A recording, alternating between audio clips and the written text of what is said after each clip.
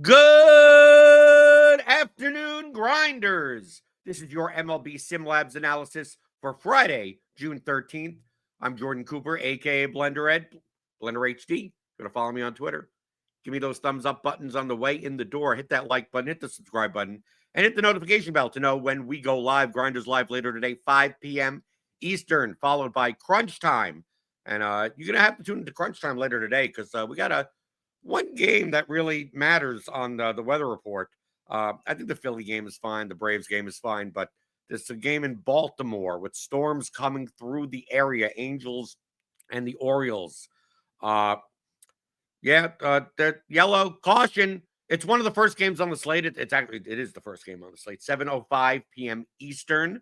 Because we got a large slate today, right? So there's a pretty largely 12 games. First game on the slate, and both these offenses are offenses that we probably want to play today, or at least the field is going to want to play today. So it's going to be very important to figure out what the hell is going on in Baltimore. Are they going to late start and then play? Are they going to should they late start and play and they don't? Or is the rain going to come through halfway through the game?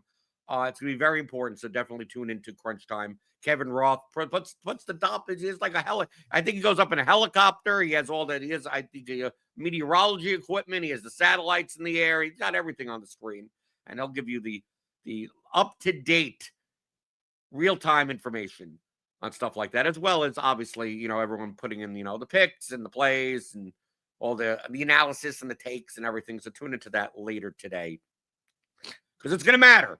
Because Baltimore has the highest implied team total on the slate, and and there's not that many great offenses on the slate. It's kind of weird.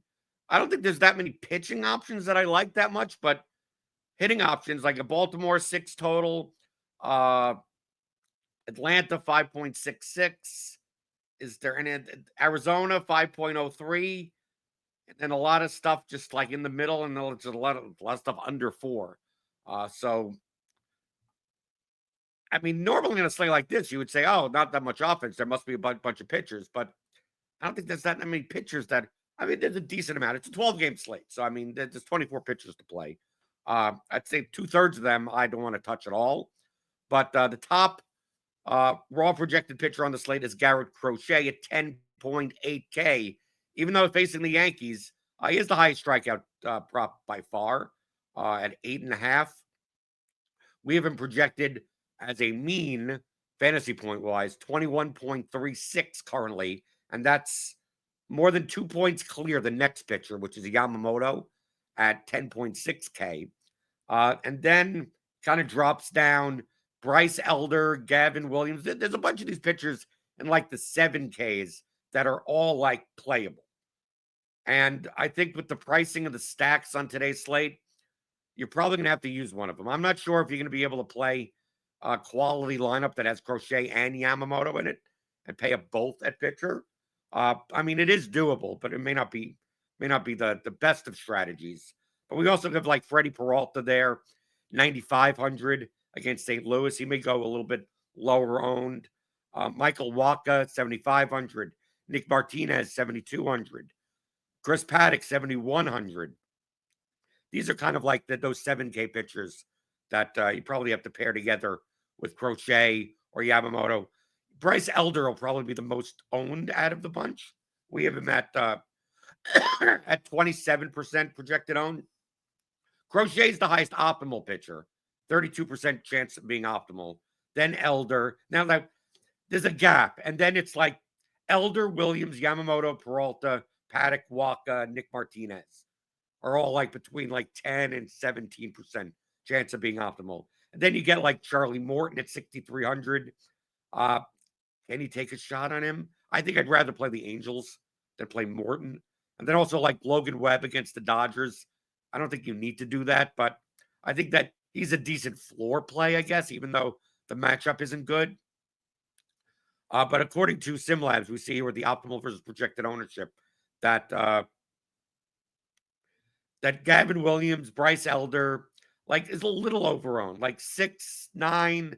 Like Gavin Williams, we have is projected to be 27% owned, and 18% chance of being optimal. So, yeah, it's a little overowned, but not like egregiously. Just like Crochet. Crochet is slightly overowned. We have him at 37% projected owned, optimal rate 32%, but still by far the highest optimal rate on the entire slate. So he's a little bit overowned. Then we get guys that are a little bit underowned, like Nick Martinez. We have 10% chance of being optimal. We have ownership at like 4.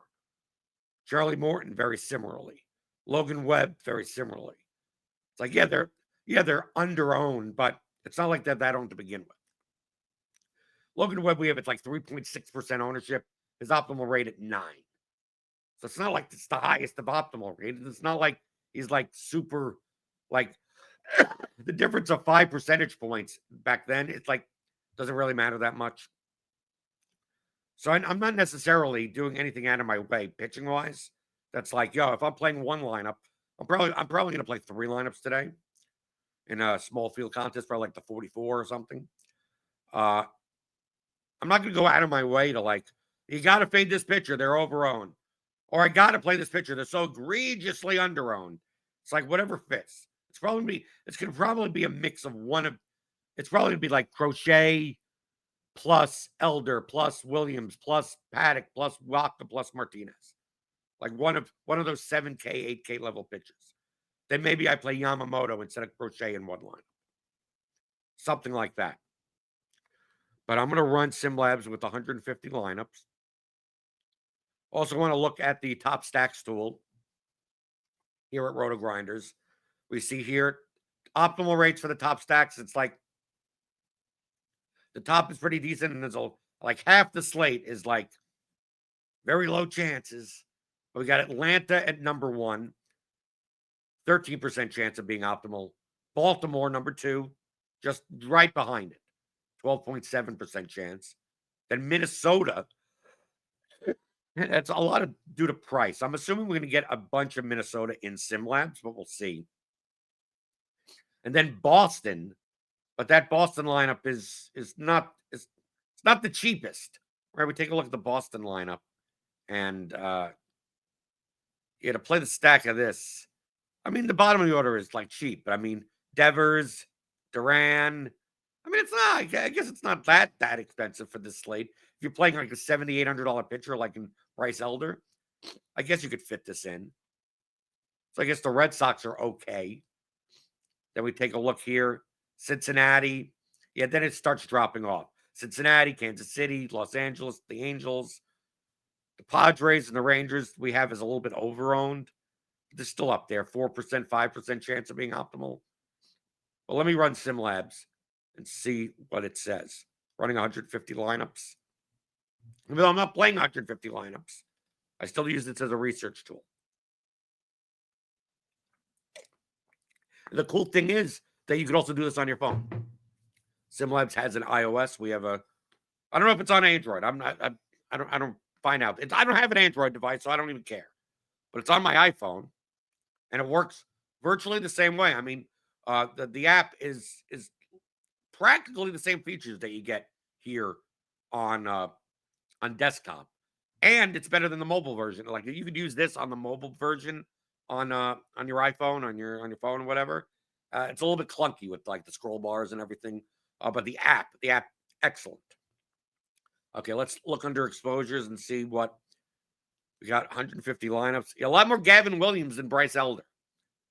I think that's maybe a little bit of the takeaway here. That if Bryce Elder is going to be more owned than Gavin Williams, I guess Gavin Williams would be the quote better play, heuristically. But a lot more Crochet than Yamamoto. But we get a mixture of Waka, Martinez, Paddock, the same pitchers I said before. Not much Morton at 6,300. But yeah, so I guess, Crochet Williams, Crochet Elder. I mean, these are the classic combinations here. Then we look at teams. Ton of Orioles. And a ton of the Twins, like I said, because of price. I mean, the Twins, it's not like they have a high total. The Twins have a 4 total. But their lineup is, I mean, what does their lineup look like? Their lineup is often too cheap. Especially outside of Buxton. Right? Royce Lewis is down to 2,700. Right? You can play anyone. Bottom of the order people, Ty France, Carlos Correa, Jeffers, Willie Castro, like all these, other than Buxton, all these guys are sub 4K or even sub 3K against Colton Gordon. Is that the vomit stack of the day? I guess that's the vomit stack of the day. But we also got the Angels. Definitely don't mind the Angels. They have a 4.43 implied run total. The Rangers and the Padres we have as slightly over-owned. But depending on the combinations you use, like you could play them also. Braves are up there also, not as high as I would expected. Arizona, not really coming in. Right, they have a 5 total, but they're probably cost prohibitive. We take a look at some of these lineups. Like, what's wrong? I mean, you could play 2 cheap pitcher. You don't have to play Crochet. You could do Williams and Elder together. Like, here's a lineup with it's a 5-3 lineup with Baltimore and Milwaukee. We can talk about Milwaukee, but 4.11 implied team total. I don't mind Milwaukee today. Right, Contreras, Chorio, Yelich. Right, you take a look at. I mean, if you play 2 cheap pitchers like Williams and Elder, I mean, Ramon Urias is like your cheapest guy in this lineup at 3,100, and you're done. Easy. Everyone else is 4K plus. Take a look at some. Here's a Braves lineup: Crochet and Williams. Crochet, Williams, 5-man Brave stack. Baldwin, Albies, Riley, Ozuna, Harris. 2 Rockies, 2 cheap Rockies, and Corey Seager is a one-off. There's a Texas lineup with 2 Twins. There should be some Twins lines. Yeah, here's a Twins lineup. Yamamoto, Williams. Then you play France, Castro, Lewis, Correa, Buxton. And you have Joe Adell, Taylor Ward, Logan O'Hoppe. 3-man Angel stack. With Yamamoto in this line. Right, $0 remaining. This is perfectly fine. These are all highly rated lineups. There's a Padres lineup with the Twins. And Ketel Marte is a one-off. I see some of these 2 cheap pitcher lineups. Like there's a lot of Crochet here, right? We see here a lot of Crochet, but a lot of these top line, like we take a look at these top lineups, like all these lineups that have like 90 or more. Even though it can't necessarily go like the difference between a lineup that's rated 92 in SimLabs and 87 in SimLabs, not that dramatic of a difference at all. Practically the same. If we take a look at the lineups that are 90 plus, how many don't have a 10K pitcher in it? Like Peralta's close, 9,500. But how many don't have Yamamoto or Crochet in it? So 1, 2. So 2 out of 2. Here's a Crochet lineup, 2 out of 3. Crochet lineup, 2 out of 4. Yamamoto lineup, 2 out of 5. Here's a cheap one, 3 out of 6. 4 out of 7. 5 out of 8. 6. 7. Here's a Crochet lineup. 7 is a Crochet lineup. 8. 8, 9, 10. 10. These are Crochet Yamamoto. 11. Yeah, 11 out of the top 20 like don't have Crochet or Yamamoto in the lineup. So maybe the 2 cheap pitcher is much more of a thing that you could do today than I would have thought before. You could play Elder Williams lineups. You could play Elder Waka lineups. You could play Williams Martinez lineups. Or you could just go down to Peralta and from the difference between Yamamoto and Peralta is 1,100. Crochet and Peralta is 1,300. You can do that. It's perfectly fine. So Crochet we have Crochet at 36% projected owned. It's quite possible he comes in higher. Is it? I think Bryce Elder comes in higher. We have Bryce Elder and Gavin Williams both at 27% projected owned. I think Elder could be twice as owned as Gavin Williams today. I think because Colorado has a 2.84 applied team total outside of Colorado. I think more people will pick on the Rockies than pick on the Mariners. Even though the Mariners 3.5 play team total and good ballpark for pitchers, and Seattle's a very good strikeout matchup. So I have nothing against Gavin Williams. But should he be like twice less owned than Bryce Elder? Probably not, as I lose my voice again. So this is how you use SimLabs. So most likely in SimLabs today, I'm going to run it later, obviously. We need to get this information about the Baltimore game. But I probably run an Orioles lineup, a Twins lineup, and then maybe the Angels. Something like that. But I mean, the main two are going to be the Orioles and the Twins. And I may not be as concerned about needing to play Crochet or Yamamoto today. If I could play Crochet, I'm going to play Crochet. But if I don't, it may not be as big of a deal. At least according to a lot of the lineups that show up here in SimLabs, which you could get as part of your Combo Light package here at RotoGrinders. Get full access to SimLabs for all 4 major sports, including our research tools like Plate IQ, and all of our premium written content, which includes Cheese's Goods $1 million musings. I haven't read it today, but I will before I go into SimLabs later today. On my phone, on the go, build my 3 lineups. Listen to Crunch Time later today.